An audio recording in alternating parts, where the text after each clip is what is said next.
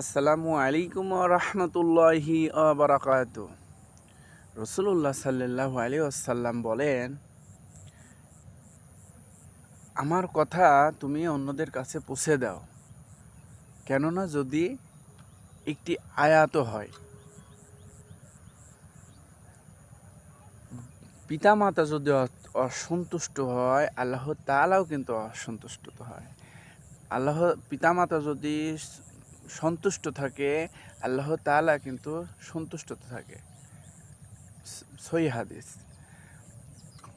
তাই আরেকটি বিষয় হচ্ছে, আল্লাহ তাআলা কিন্তু আমাদের জন্য একটি বোনাস স্বরূপ দিয়েছেন।